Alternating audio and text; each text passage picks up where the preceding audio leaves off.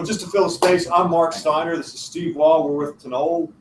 We got started back in September at an event called Start Norfolk over here in Old Dominion, and we sort of brainstormed on, hey, we want to do something. We had about 20 different ideas we threw around it over a beer one day, and we came up with this idea of looking at the conference industry, because we came from that. We're both meteorologists and oceanographers by background and been to a lot of conferences and whatnot. And we thought that we might be able to do something better in that space. And so that's kind of where we started. We iterated. We went to Start Peninsula back in November, and then participated in the Peninsula Technology Incubator Accelerator Program up through January, and got to where we're about to go from a prototype to a beta to go out and do some testing. So this is Steve Wall. He's the main guy. He's the founder. I'm the co-founder. My other businesses, I do franchise placement with FriendNet. So I'll give it to Steve, and I'll just sort of flip slides. And if you could try and be in this area. I'll be down here on the couch. Even better. Oh yeah, I guess you missed me. I'm sorry. I moved it. I moved it. Mm-hmm. Perfect. All right, so next. Again, everyone, I'm Steve. This is Mark, co-founders for Tinole. Actually, go back one. And so if you've seen us, as I said, we've been around for a couple of months, working sort of the circuit around here in the Hampton Roads area. You may have seen us with this original spelling. The spelling is changing, but the pronunciation stays the same, based on a lot of very specific kind of feedback from folks who are looking at it, that this is a kind of the original spelling is kind of hard to pronounce. So the pronunciation is Tinole. It's based on an Irish word. The original spelling is it's closer to that Irish spelling, but just kind of wasn't working for folks. So what's the pain point that we're trying to solve? It's the modern conference. As the pace of and the amount of information has accelerated, that's hit the conference space just like it's hit everything else. So in addition to going to the conference and trying to meet up with people and going to see some talks, you're now monitoring the conference Twitter feed, the Instagram. There's just more and more information, and the paradox of choice is kicking in. The more information you got, actually the less effective you become. So people are still investing a lot of money, because this is what we've always done. We always go to conferences. Certain types of professionals have specific conferences that you go to every year to present your information. That's kind of how a certain class of professional person gets their information out. Academics publish papers. Other folks do other things, but folks in a lot of technical, scientific areas will go to the annual conference for whatever organization they belong to and give a paper or two about what they've been doing, what's going on, what new products and services, what new techniques they're using. So, but the problem, the conferences are becoming less and less effective because there's so much going on. And people are really starting to wonder. A lot of people have started not going to conferences anymore because they just can't get enough out of it. They're too overwhelmed with what's going on, too overwhelmed with what they have going on at home. They stop going. So that's kind of our theme, is let's reclaim the conferences. They're great venues, but you need some help to sort through all of the wheat and all the chaff to get to the wheat. So what Tinole is, it is a service. It's not just an app. It's a service integrated between web and mobile. The big focus and kind of one of the big differentiators is we're focusing on the attendee at the conference. There's a pretty mature space, pretty more mature industry out there right now that is supporting the conference organizers. You'll see later on, it's a large industry. There's a lot of people in the space, but certainly to pretty first level examination, they're focused on the organizer and helping the organizer do their tasks. Everyone has capabilities for the attendee, but no one really seems to be focusing on putting the attendee first. So that's one of our big differentiators. We're worried about the attendee and making sure that they have a better conference. You'll see there, it's in smaller print by design. What we're finding is, and this is one of the things we've learned over the last couple of months, as we're trying to get to these attendees, a lot of times we have to go through the conference. To go through the conference and to get their cooperation, we got to scratch a few of their itches. So what we're doing is we are providing some real basic functionality for the conference organizers. But again, we look at that not really as a unique value proposition. It's much more for us. It's kind of marketing to use those conference organizers to get to those attendees, to their attendees. It's based on a real we're really focused on the user experience, both online, on web-based application and a mobile application. We want it to be real straightforward, very easy, very low very quick learning curve. Push the information to the users. Don't make them pull it, which is sort of this industry standard right now. We want it to cover everything that the attendee is worried about. There's a whole chain of events that goes with attending a conference. Once you get there, really, how do you work your schedule? What professional talks do you want to go to? What people do you want to meet? What meetings do you want to go to? And that's what we're focusing on, sort of that meat and potatoes right there. As we grow, we expect we'll add things on that sort of the ends of the conference, whether it's travel, logistics, hotels, things like that. But that's not where we're starting. But we do want to cover kind of everything that they're looking for. And a real big thing is right now, most medium to large size conferences have the conference app. And what that is, they go to a provider of apps and they'll white label that application. They'll tailor it a little bit for that particular conference and put it out there. So now if you go to 6 conferences a year, you end up having to learn 6 different applications, 6 different UIs. And quite honestly, their functionality is not great. So that's another of our distinguishers, value propositions is you learn one application, one set of UIs, and you can use it for all 6 of your conferences, assuming that the conferences are cooperating with Tinole. So reducing the learning curve, repeatability, and being able to use a single tool for many functions. It's also extensible, or we're also designing in extensibility from the beginning. We're focusing on conferences, and that'll be phase 1, phase 2, phase 3. But we can see downstream when we get to phase 4, 5, and 6 that it could expand beyond conferences. It could apply to work groups, people who get together for a specific project, things that they're working on.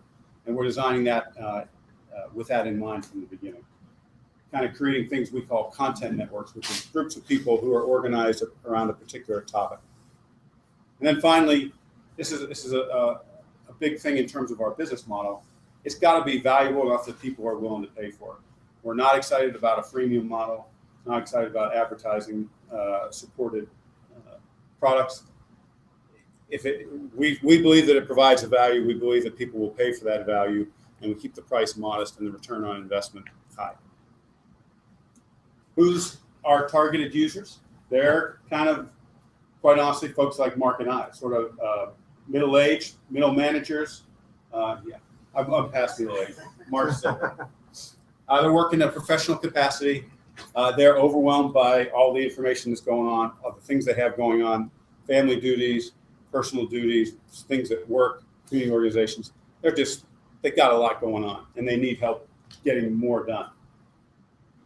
They either now or in the past have had some kind of technical interest. Again, Mark and I, as he mentioned, we both have been meteorologists in our background. So there's lots of meteorology conferences you go to kind of keep up your scientific and technical skills. We're interested in that, but again, both in our cases, you kind of get promoted out of the day-to-day science and technical. You become a manager, or you're doing business development, you're meeting with clients, whatever it might be. But you're still interested in it. You'd like to have more time to get into it. You look at these conferences as an opportunity to kind of keep your hand on it, get refreshed once a year on what's going on in the science. And you get really frustrated when you can't go to any of the talks because you got to go talk to client X, Y, or Z. So it's that's the mindset. And the busier they are, the better it is for us because they need help. They're overwhelmed, and we can help kind of organize their lives. The one stat on the right is important. There are a lot of reasons why people go to conferences. There's social reasons, there's professional networking reasons, there's people just like to travel and get away from home. But American Express survey from 2014, number one reason why people go is the content of the particular conference they're going to. Did you have a? No, that's good. So I referred to it earlier. The conference industry is a really big industry. These are U.S. numbers only. Almost 2 million events, $280 billion in spending associated with these conferences, and over 200 million people, 200 million attendances at various conferences. It's not growing dramatically, but it's growing modestly. and it's obviously a large market. So how are we going to neck down from that? We obviously can't tackle that whole market. Our first cut is a lot of those are internal company events where we feel that there's already a communication medium. You have a company intranet, you have a company portals, you just have email where you already have everybody's email addresses. So we've cut those out. That's well over half. And then the next cut is we're narrowing down. There are conferences that have, as was mentioned, Comic-Con, 45,000 people in a day for 4 days. There are conferences with tens of thousands of people. There are conferences with 200. So we're working on the 500 to 1,000 attendee sector. Kind of the minimal bound is it's got to be large enough and complex enough to make our service provide a lot of value. If it's just 10 people getting together to do 4 talks, our application doesn't provide as much value as for a more complex conference. Now, we'd love for people to use it for the smaller ones, but we have to figure out what set we're going to focus on. What's out there right now? So down the left, and there we could continue this list to 100 entrants in the market. There, as I said, in particular to support the conference organizers, there's a pretty crowded space, a pretty mature market. But what we've done is broken up the functionality. In the blue columns is the organizer functionality. And what you can see is that that's where all the effort, that's where the features, that's where the support is going, sort of from the incumbents in the market space. They're focused on supporting the conference organizers. Where we at Tinole are going to focus is over on the left in the green columns.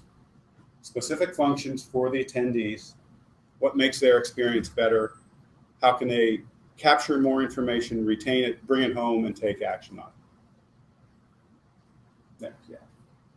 So again, just to kind of provide some context, the same sort of competitors in the space, as you can see, conferences are used to paying thousands to tens of thousands of dollars for analogous services, for services related to supporting the conference and the organizers and the attendees. So, we're working on our pricing model, but these are the kinds of numbers that we're competing against. Right now, we're looking at 4 real products that will actually be selling, things that people will be paying money for. The first up is the individual users. So I'm Steve, I'm going to a conference on a particular topic, and I know that I'm able to get to 25 talks, but there's 75 of them that I'm interested in. You can't get to all of them, so what do? So you use Tinole to get copies of the slides for those other 50, in addition to getting slides from the first 25 that you go to, and all of them are pushed to you at the end, as opposed to you having to go hunt them down, download them one at a time, which is, again, sort of the current model. There's 2 real ways. The conference will either send out a CD with the all 1,000 talks on it, or they'll post them on a website, and you have to go manually download the ones you're interested in, which is just kind of a pain. It takes time. You've got to curate it. So one of the big values is we do that work for you and push you the information that you tell us you want. So that's sort of a primary product. The attendee gets to use our product and service for an individual conference. Another way that can happen is that the conference itself can say, that's a great service. I want to provide that for my attendees. And Tinole, from a Tinole perspective, we'll give them a group discount. And you go ahead, if you have 1,000 attendees, you get the reduced price and you pay for all 1,000 attendees, and then they get a free usage for that conference. That's obviously much fewer marketing events that we have to take. So, but we know that we expect to get sales in both of those channels. A third is for the exhibitors. We've talked about the professional conferences, the talks. In most of these conferences, off to the next door is an exhibit floor where people come in, they pay money, they put up a 10 by 10 booth, they're handing out flyers, they're handing out glossy brochures, they have salespeople and technical people there to talk to the attendees. Right now that's a hard copy, intense kind of event and interaction. That's the story of how we got started was when I came back from a conference in June, and I had to pay $45 to ship back about 15 pounds worth of hard copy stuff because I was getting the last flight of the day. and I only had carry-on, and I didn't want to check a bag because it was going to miss the connection. So I ended up paying $45 to ship back, this thing. And of course, when I get the box of stuff 3 days later at home, I stick it on the corner of the shelf, and it sits there for the next 6 months until I clean it out. And you never look at it again. So that's a really inefficient system. It's a really expensive system, and it kills a lot of trees. So as we've been looking at this, we realized that just digitizing that transaction, passing that information from the exhibitors who are vendors who are paying to market to the attendees of the conferences, turning that from a hard copy based transaction into a digital transaction, sending in electronic documents that can be tagged with search words. The user only has to get the ones that they request. We think that actually adds a lot of value for both parties. So that's the third channel. And then the fourth is sort of downstream.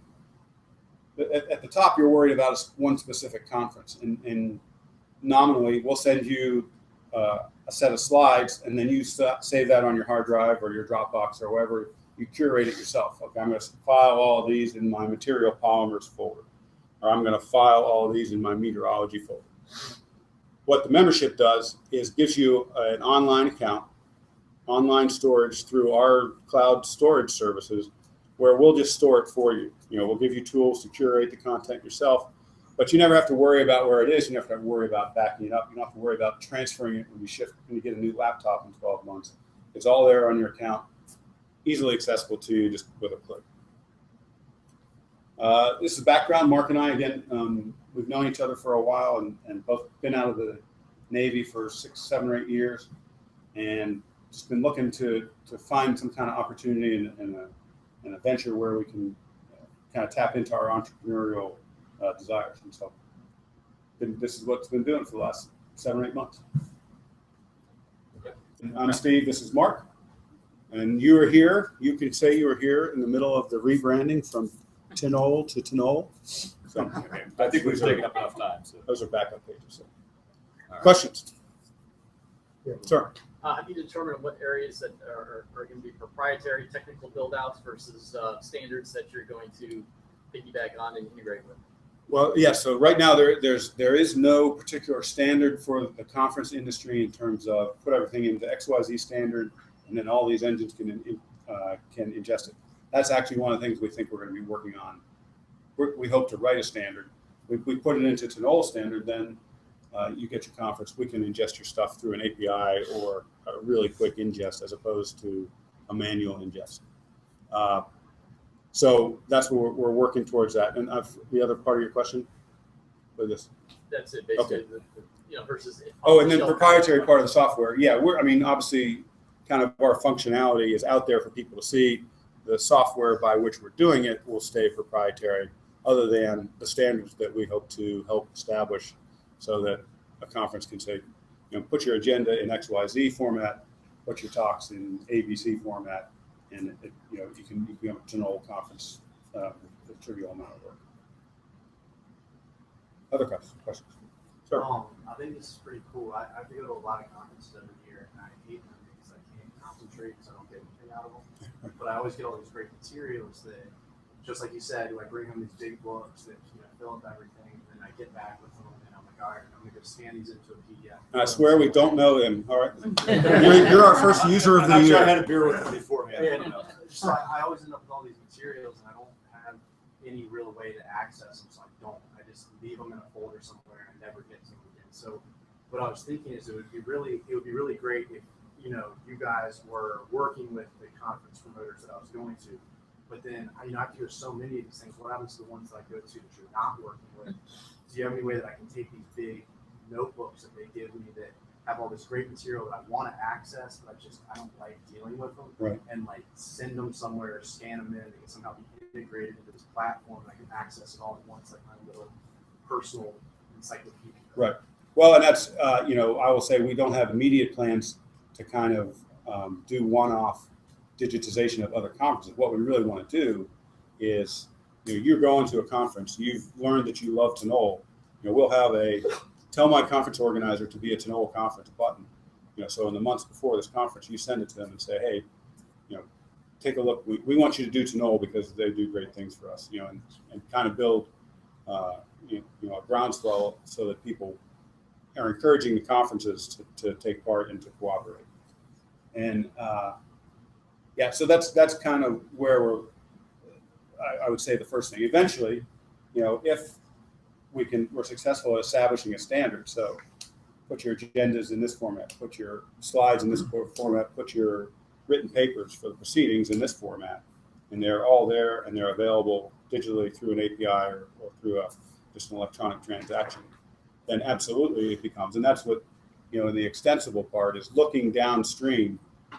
We absolutely can see, I don't know if you have the dashboard, but we absolutely can see this. You get a Tinole dashboard that has subject areas by what you're interested in, and boom, you click in it and say, here's the talk from conference A in 2015, here's the talk from conference B in 2014, and then really super extensible, that only gets it kind of into your brain. Absolutely what we're going to do is, turn that into a to-do item in whatever to-do system you use, whether it's Asana or Outlook or Evernote, create. So just you go to the conference, and the action becomes follow up with Dr. Smith about his experiment here, and getting that right into, that takes it all the way from information to action. Now that takes some time and some integration, but. So really the key is you have to go to work with the conference promoters. It's not really, the end user can't be subscribed without the conference. It's all working. Yeah, I mean, I think that's a fairly safe statement. And again, we hope to kind of use peer pressure to get them, and we also, even if they don't use us as a service provider, if they make the information available in a compatible format, then we absolutely will create, suck it in and put them into the library. Good. Yeah. Two questions. The first, you mentioned that you're willing to have the conference organizers stroke you one check, but why are you so reluctant to have exhibitors as advertisements? That's one. I'm not reluctant. I think Zach was, or someone who was. I mean, At the beginning, you're saying you didn't want advertisement, you wanted straight revenue at like 100%, and then towards the end, I saw the side of like exhibitors were on the revenue. So I'm not sure. Are you willing to have advertisements? I'll tell you, we're not focused on advertising as a major revenue stream, just because you got to get hundreds of thousands, millions of page views to get any significant amount of revenue. We're happy to facilitate the connection between a vendor and an attendee who's interested in what that's absolutely in there. But we want it as an opt-in, as kind of a voluntary match. I'm not a big fan. I don't want to be facilitating spam. We're not going to sell everyone's emails to everyone. We don't want to do that. This has got to be this is a trusted portal. This is a place where I come to put my stuff. So there's a balance there. If advertising looks to be a value for both people, for both the advertiser and the user, I won't rule it out. But it's more of a business decision for us to make enough money at it. It's got to become the main focus, and now our customers become the advertisers. Now we're not focusing on our attendee. We're now focusing on the revenue from those folks. We said we would facilitate getting information because I want these whatever I'm following from those folks. But that's the focus. It's a purist, I guess. My second question is regarding scalability. There's so many conferences, even in that niche that you're focusing on. I mean, tons and thousands for all the PowerPoints. How do you have a projection of how many conferences you can do a year, year 5, year 10, year 20? Well, we've got a pretty long operations and financial spreadsheet, and excuse me. And again, there's some critical assumptions that go into it. How long are the so one thing, our current plan is to convert from PowerPoint to PDFs. That keeps the file size down. Also, kind of makes it adds a barrier to people plagiarizing, very easily from a PowerPoint. And then in terms of the exhibitor page, yeah, but if you go to the cloud, you go to cloud service providers, and we've done, our assumptions are based on, how many conferences, how many attendees, how many pages per attendee, how much does that cost? Cloud storage and file delivery is really pretty cheap. I mean, we don't have the whole financial projections up there, but I think in year 3 we're talking about 800 conferences a year, and total cloud expenses maybe $300,000. So the cloud makes things much more feasible than they were before. Sir, it seems like you are missing half of the reason why people go to conferences, and that is networking and visiting the booths of the people that are displaying their wares. And some people sign up for the conference and don't have time to go to the talks, right? Because they want to spend their time networking with the people, because they want to leave the conference with a new contract, with a new connection. Conferences are designed for networking and not for listening to the papers. Well, it depends who you are. Mark, if you can go to the the page I'm talking about. Yeah, consolidated schedule. Back one up. So yes and no to your last statement. Right now, our first target, excuse me, is on the people who are focused on the content. There are a lot of people who go to conferences because they're interested in the content. There are a lot of people who go to conferences for the networking, sort of business development kinds of people. That's number one. That's not our primary target right away. Right now, it's the content, because there are some particular pains there for the content. People know how to network. Getting the content to the people, there are some pains there. Now, that being said, this is one of the features that is very few of the applications have it. But so what we allow you to do, so first off, you go through the set of talks, you click off the ones you're interested in. Then you go to a page where you put in your personal schedule.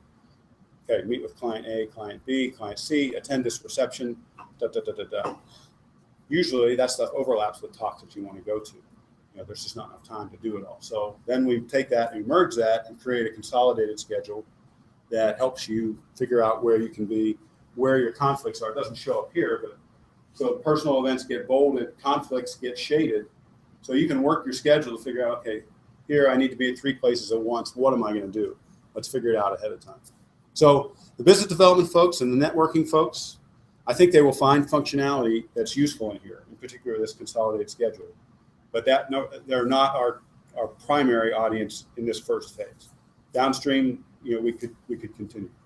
But it seems like you could get a copy of the paper, perhaps in advance of the conference, and read the paper, and decide then whether or not you want to spend your time listening to the paper that you've already read. That just, it seems that you go to conferences to meet new people and not to listen to papers. Well, again, respectfully, I'll say there are different kinds of people. You may be going to conferences to meet people. Other people are going for the content. And there are all kinds of applications out there that are trying to get at that, to make that networking part even better.